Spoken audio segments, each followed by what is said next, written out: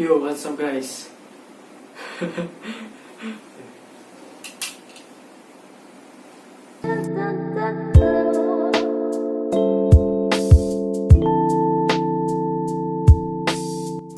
Oke, Assalamualaikum warahmatullahi wabarakatuh. Perkenalkan, nama saya Rizky Darmawan, Prodi Sosiologi Reguler semester 3. Di sini saya akan mempresentasikan teori struktural konflik dari Lewis Althusser.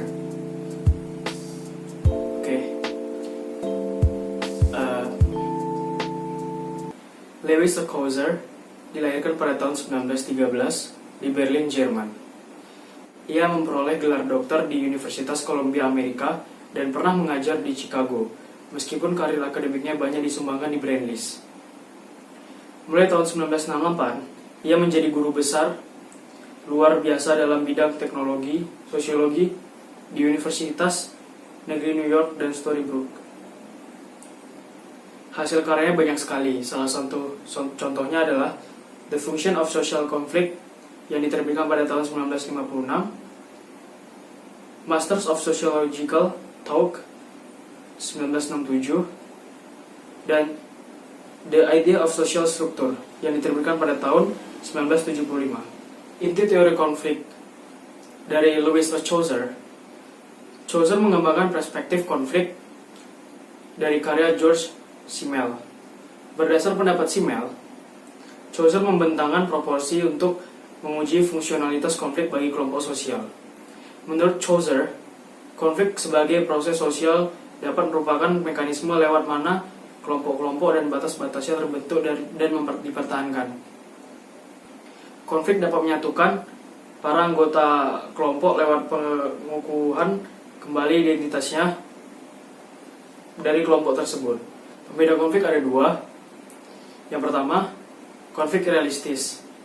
Berasal dari kekecewaan terhadap tuntutan-tuntutan khusus yang terjadi dalam hubungan dan dari perkiraan kemungkinan keuntungan para partisipan dan ditujukan pada objek yang dianggap mengecewakan. Contohnya adalah pemogokan karyawan yang menuntut kenaikan gaji. Konflik non-realistis yang kedua. Konflik yang bukan berasal dari tujuan-tujuan saingan, yang antagonis tetapi dari kebutuhan untuk meredakan ketegangan, paling tidak dari salah satu pihak. Contohnya adalah pembalasan dendam dengan menggunakan ilmu gaib. Konflik dan hubungan sosial yang intim. Bila konflik berkembang dalam hubungan-hubungan sosial yang intim, maka pemisahan antara konflik realistis dan non-realistis lebih sulit untuk dipertahankan.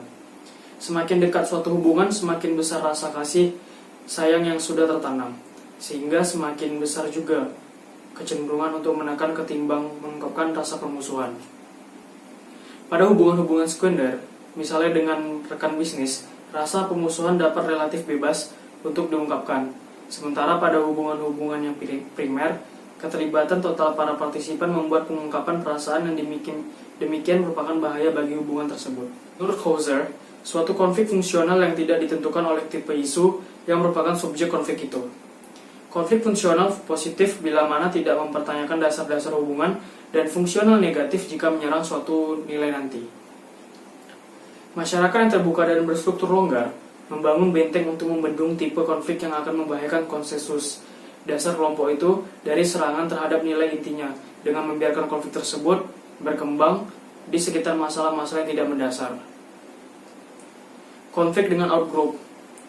Althusser menunjukkan bahwa konflik dengan kelompok luar atau outgroup akan membantu pemantapan batas-batas struktural. Sebaiknya konflik dengan kelompok luar juga dapat mempertinggi integrasi. Bila mana suatu kelompok kecil dengan ikatan yang kuat berjuang melawan musuh dari luar, maka kelompok itu tidak mungkin memberikan toleransi pada perselisihan internal.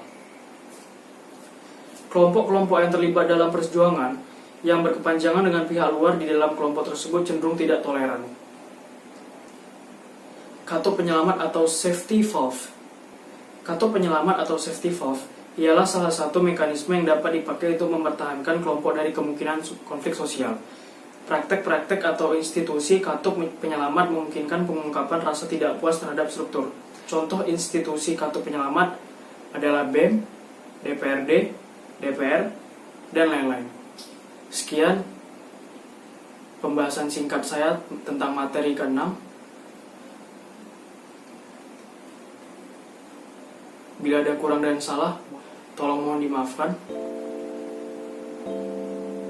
Wabillahi taufiq wal hidayah. Wassalamualaikum warahmatullahi wabarakatuh. Oh ya guys, jangan lupa selalu pakai masker. Bentar. Dan juga